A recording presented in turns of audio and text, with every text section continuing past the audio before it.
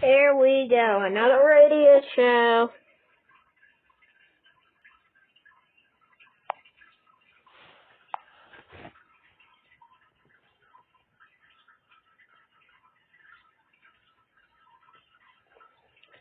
Okay, Johnny Aki. We have to look at Johnny Aki.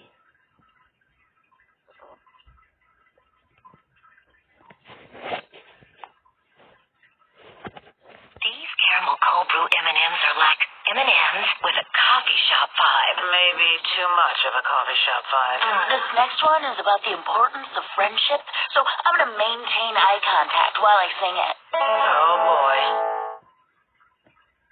Ken Hughes just cooked again. Man, this guy is turning into one of my favorite GMs, and I love the moves he makes. The Habs get 22-year-old centerman Alex Newhook, who is developing extremely nicely, got some awesome playoff experience with the Avs, and has a Stanley Cup ring. He's going to slide in super nice in that Habs center group. I mean, you got Suzuki first-line center. Hopefully Kirby Dach steps up to become a second. I knew that they were receiving him, but when I was, like, seeing when I was seeing how that was, it kind of confused me. Like, I thought they were giving him. Line center. Monahan can play on the wing, and Newhook will be an incredible third-line center for the Montreal Canadiens here. Last year, he got thrust into a role where he had to kind of make up for the loss of Nazem Kadri. Third line? Third line. A lot of people, well, maybe not Chicago fans, but at least a couple of people wanted Connor Bedard. I know I'm bringing up Connor Bedard. The draft just happened a while back, like days ago.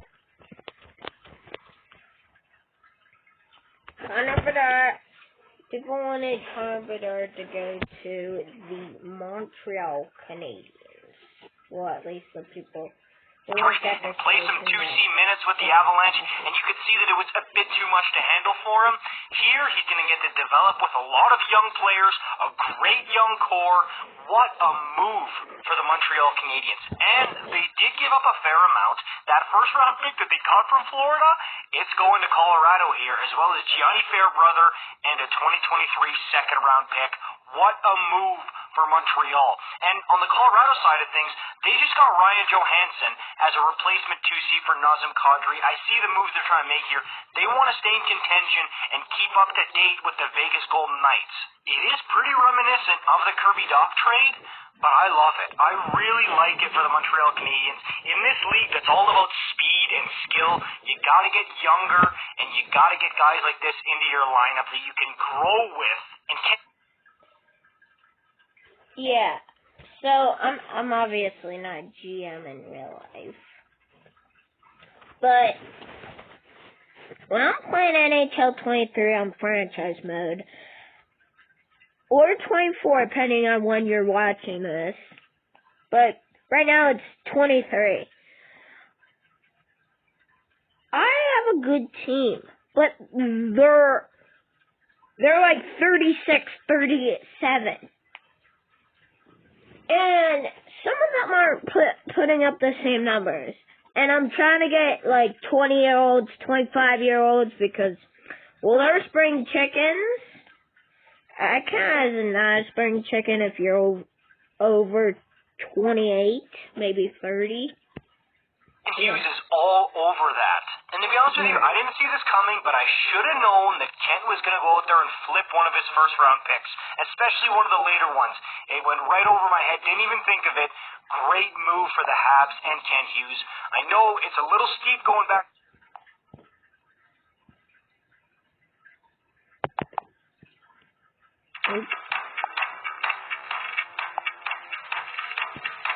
Yeah, it's kind of joking right now.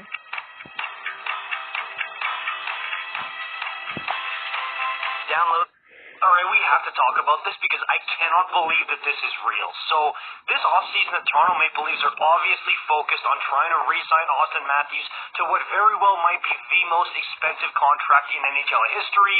You've got William Nylander's contract, which is pressing right now because he's going to have quite a bit of a raise. You've got to take a look at the Mitch Marner and John Tavares contracts going forward and how that's going to affect the team and the salary cap because, yes, the cap is going to go up. I mean, it's projected possibly $4 million next year, which is going to help the Leafs a ton. But still, that money's going to be spent, man. I mean, Matthews is going to take a large chunk of it. If they decide to keep Nylander, he's going to take probably the rest of what's left of that. So they're going to be up against the cap here still going forward. There's a rumor that came out yesterday from two of the most reputable, trusted sources, insiders in hockey, Darren Dreger and Pierre LeBrun, linking Erik Karlsson to the Toronto Maple Leafs. You heard me right. And this isn't just like a random guy like me or anybody else saying, oh, maybe Karlsson and Toronto is a fit. No, no, no.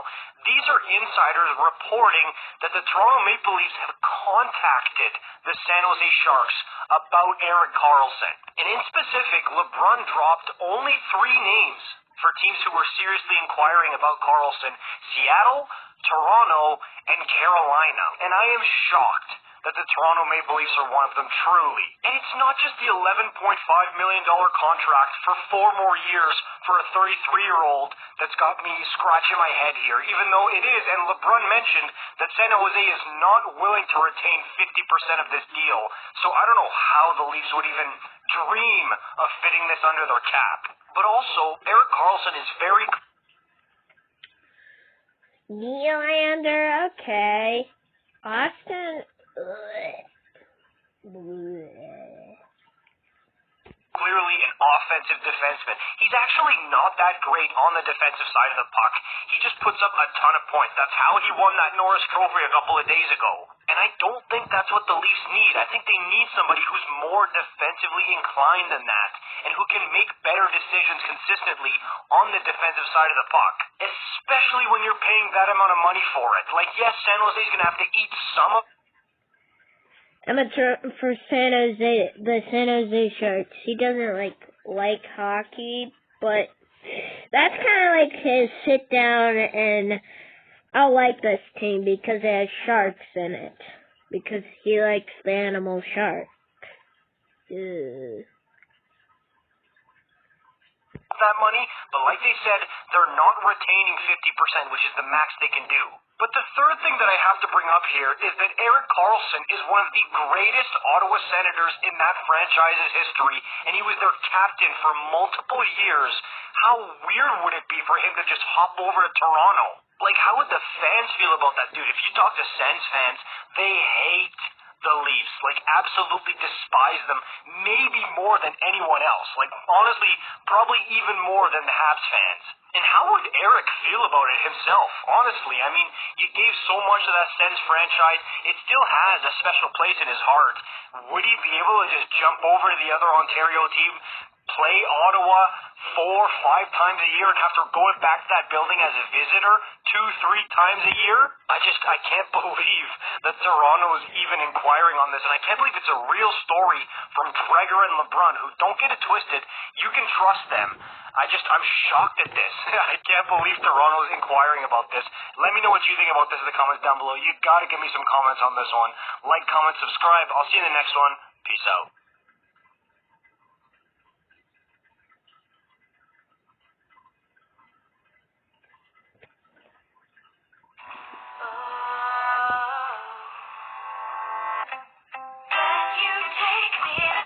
So the Oilers just traded 2 fan-favorite players to Detroit for future considerations. Yes, for basically nothing. I know sometimes it turns into something, but in the modern NHL, usually it ends up being nothing. It's basically a pure cap dump for the Edmonton Oilers because they are cap strapped right now.